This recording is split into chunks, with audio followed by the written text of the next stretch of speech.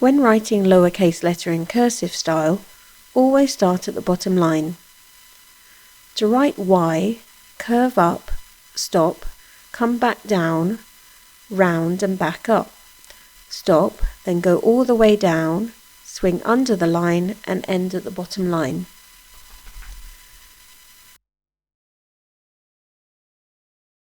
Let's see how it looks in a word. U is written like this.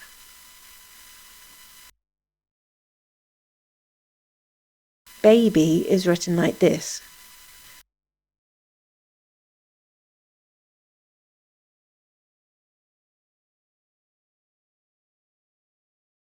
Capital letters always start at the top. To write capital Y, draw a short line down to the right, then add another line from the top all the way down to the bottom.